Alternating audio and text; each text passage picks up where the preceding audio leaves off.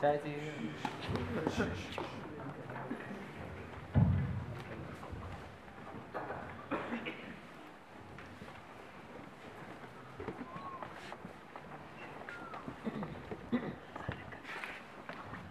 सन 1921 महात्मा गांधी।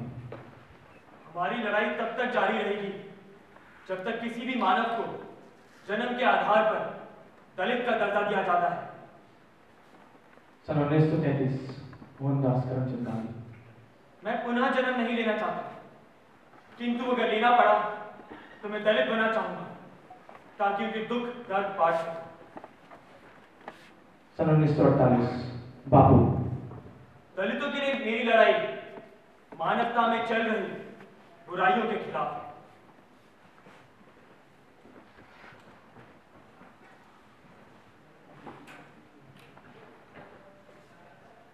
सन 2005 San Diego.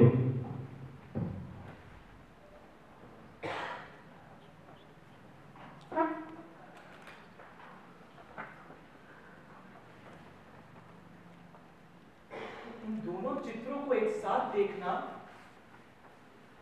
एक विरोधाभास सा है। एक उत्सुकता सी जागती है कि आखिर क्यों एक महात्मा जिसने अपना पूरा जीवन लोगों की हक की लड़ाई में लगा दिया,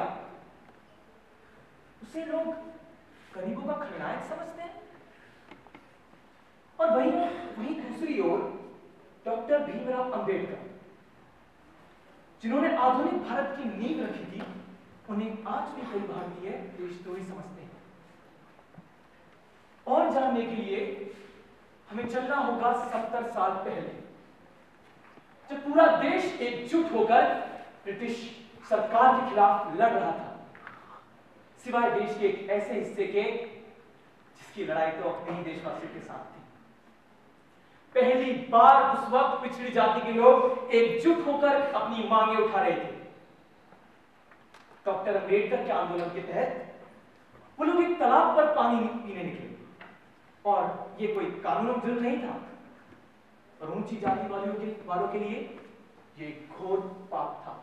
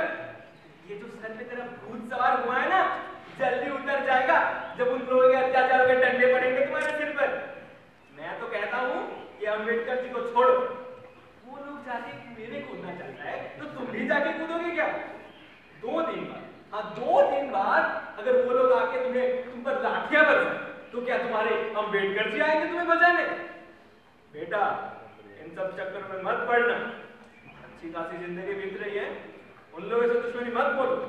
पापा, अब आप कुछ भी कह लो, मैंने तो ठान ली है, अब तो आ गया पार। अरे सुनो सुनो, उन्होंने तालाब का पानी लिया, अपवित्र कर दिया है, चलो।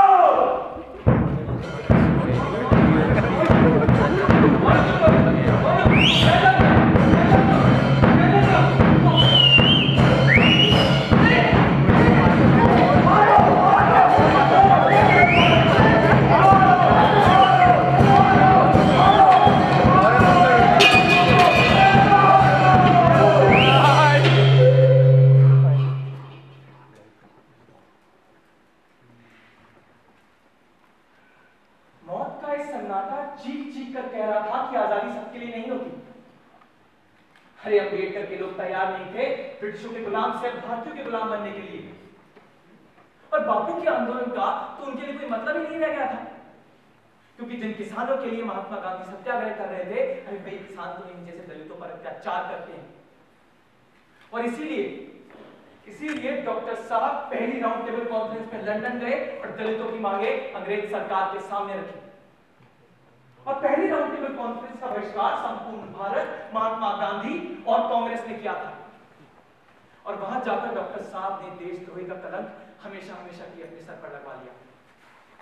पर ये एक शुरुआत थी, एक चिंगारी सुलगने लगी थी, और अब वो आग में बदलने वाली है। रुके न जो, झुके न जो, दबे न जो, मिटे न जो, हम इंकलाब है, जरूर है। हर शहीद, हर गरीब का हम ही तो खाब है।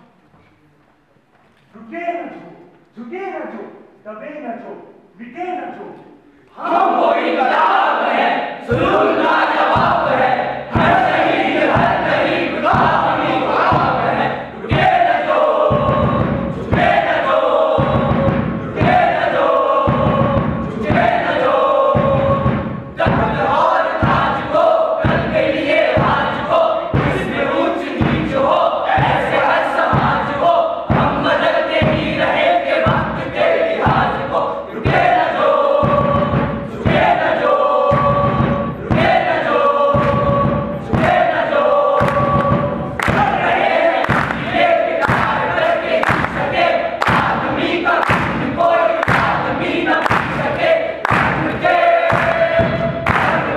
जाति के, भाषा और देश के, धर्म को मिटाएंगे, समानता फैलाएंगे। रुके न जो, झुके न जो, झुके न जो, झुके न जो, रुके न जो, झुके न जो, दबे न जो, मिटे न जो, हम वो इंकलाब है, जुल्म का जवाब है। हर शहीद, हर गरीब का हम ही तो खाब है। रुके न जो, झुके न जो, रुके न जो, झुके न जो।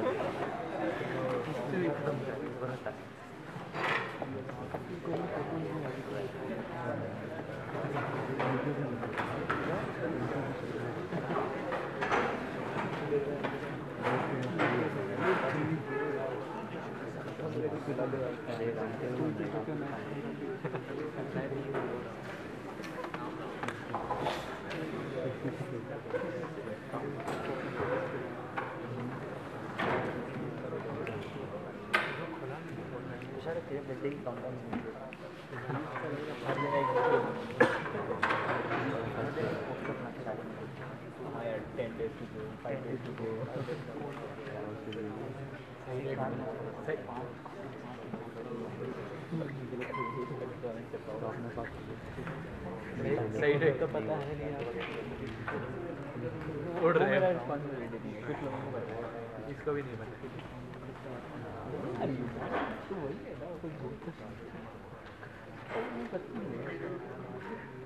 मिस्टर चेयरमैन और राउंड टेबल कॉन्फ्रेंस के आदरणीय सदस्यगण, मैं और मेरे साथी हिंदुस्तान की पिछड़ी जातियों का दृष्टिकोण आप सबके सामने रखने की इजाजत चाहते हैं। हमारा दृष्टिकोण ये है कि हिंदुस्तान से ब्रिटिश सरकार को हटाकर एक लोगों के द्वारा लोगों के लिए और लोगों की ही सरकार कायम की जाए। शायद आप ये बात नहीं जानते कि पिछड़ी जातियों ने ब्रिटिश सरकार का स्वागत किया। आखिर क्यों? क्योंकि उन्हें ये उम्मीद थी कि वे उन्हें सवर्णों के अत्याचारों से मुक्ति दिलवाएंगे। पर क्या ऐसा हुआ? ब्रिटिश के आने से पहले हम लोग मंदिरों में नहीं जा सकते थे। क्या आज हम मंदिरों में जा सकते हैं? ब्रिटिश के आने से पहले हमें सेना दल में शामिल नहीं किया जाता था। क्या वो अवसर आज है हमारे पास? हमारे सभी घाव आज भी खुले के खुले हैं और टीसते रहे। हालांकि ब्रिटिश सरकार को 150 वर्ष पूरे हो चुके हैं, पर फिर भी हिंदू हम पर हक जमाते हैं हमें अपने अधिकारों से वंचित करने के लिए, और मुसलमान हमारे अलग अस्तित्व को मान्यता नहीं देते क्योंकि उन्हें डर है प्रतिद्वंदी को शामिल करने से उनके खुद के अधिकार न हो जाए। सरकार द्वारा दबाए, हिंदुओं द्वारा सताए और मुसलमानों द्वारा उपेक्षित पीड़ित वर्ग ऐसी असहनीय स्थिति में है जिसकी इस दुनिया में और कोई भी कल्पना नहीं। इसलिए हमारा मानना है कि जब तक राजनैतिक सत्ता हमारे हाथों में नहीं आती तब तक हमारा उद्धार नहीं हो सकता। आज देश का जो तेवर है उसमें ऐसा कोई भी संविधान कारगर नहीं हो सकता जो देश के एक बड़े हिस्से को मंजूर ना हो। वो वक्त जब फैसला ब्रिटिश करते थे और हिंदुस्तान मान लिया करता था अब बीत चुका, फिर कभी ना लौटने के लिए। सो डॉक्टर अंबेडकर, हिंदुस्तान का संविधान दलित की तरफ अच्छा व्यवहार करे, इसके लिए आपका क्या उपाय हो सकता है? सबसे पहली बात ये कि हमारा यह दावा है कि पिछड़ी जातियों को हिंदुओं से अलग रखा जाए और उनके साथ माइनॉरिटीज की तरह बर्ताव किया जाए। दूसरी बात ये कि पिछड़े वर्ग के अल्पसंख्यकों को अन्य किसी भी वर्ग के अल्पसंख्यकों से अधिक राजनीतिक संरक्षण की आवश्यकता है, और इसीलिए हमारा दावा है आरक्षण, वो भी वयस्क मताधिकार के साथ, यानी कि एडल्ट फ्रेंचाइजी। और अगर एडल्ट फ्रेंचाइजी ना हो तो फिर हम स्वतंत्र चुनाव क्षेत्र की मांग करेंगे, सेपरेट इलेक्टोरेट।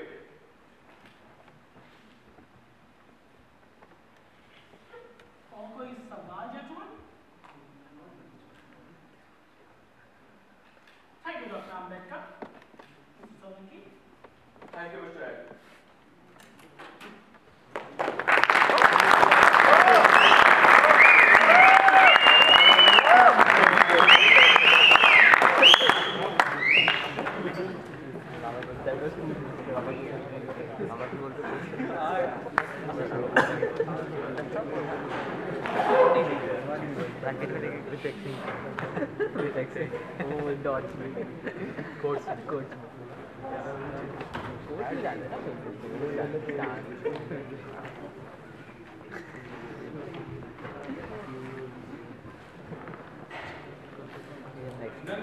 पहले राउंड टेबल कॉन्फ्रेंस के बाद 7 महीने बीत चुके हैं, लेकिन अभी तक कांग्रेस के मन का रुख नहीं बदला। अरे डॉक्टर साहब कॉन्फ्रेंस में चले गए तो क्या गलत कर दिया?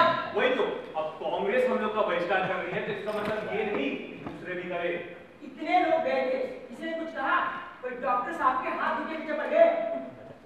अरे कोई देशद्रोही कह रहा है तो कोई हिंदू समाज का विध्वंसक। हाँ तो यही हाल है, डॉक्टर साहब के पीछे कांग्रेस हाथ धोके पड़ गई है। वैसे तो गदा फाड़ कर दलित प्रेम का रास रखते रहते हैं, लेकिन मंदिर प्रवेश पर मुंह दबाए बैठे हैं। सब एक ही थाली के चट्टे बट्टे हैं। कांग्रेस भी कोई अलग नहीं है, वो भी अंदर से वही है। देखो भाई, जात छोड़ना आसान नहीं है। अभी नासिर जिला कांग्रेस के अध्यक्ष ने मंदिर प्रवेश के मुद्दे पर साफ साफ सुवर्ण का पक्ष लिया है। और ये जो ऐसी बात करते हैं ये लोग, जो ऐसी बात करते हैं, यही लोग सबसे बड़े पक्षधर होते हैं। वही तो गांधी जी ने कहा है कि स्वतंत्रता के बाद वो जो मंदिर चलो आंदोलन है, मंदिर चलो आंदोलन वो अपने हाथों में ले लेंगे। अरे वो तो कह रहे थे कि ये मंदिर प्रवेश अन्यायजनक है। लोकमान्य तिलक भी तो इसी तरह की बातें कर रहे थे। लेकिन काला मंदिर खोलने के लिए अभी तक कोई तैयार नहीं हुआ है। मुझे तो लगता है ये लोग अब भी अंदर से यही चाहते हैं कि हम जिंदगी भर मंदिर प्रवेश न कर पाएंगे। लेकिन हम लोग वो दरवाजा एक दिन खोल के ही रहेंगे। ये पढ़िए, बुढ़ावा समाचार जो कल डॉक्टर साहब के खिलाफ घोषणा कर रहा था, आज उनकी प्रशंसा कर रहा है। डॉक्टर साहब के सामाजिक कार्य के बारे में लंबा लेख छापा है। चलो भाई दुआ करो कांग्रेसियों का भी किसी तरह हृदय परिवर्तन हो जाए। अच्छा लेकिन आज तो डॉक्टर साहब गांधी जी से मिलने आया था ना? गांधी जी मिलना क्यों चाहते हैं? सेकेंड राउंड टेबल कॉन्फ्रेंस में डॉक्टर साहब का नाम फेडरल स्ट्रक्चरल कमेटी के पहले नंबर पर आया है। तो कांग्रेस भी सेकंड राउंड टेबल में भाग लेने का पक्का मन बना चुकी है। वो चाहती है कि डॉक्टर साहब को तोड़ दिया जाए। और वो काम करेंगे गांधी जी। अरे उन्हें भी साफ साफ पता है कि डॉक्टर साहब पर भारी पड़ रहे हैं, इसलिए गांधी जी मित्रता करना चाहते हैं। चलो भाई उम्मीद करते हैं गांधी जी के मन में कुछ तो बदलाव आया होगा।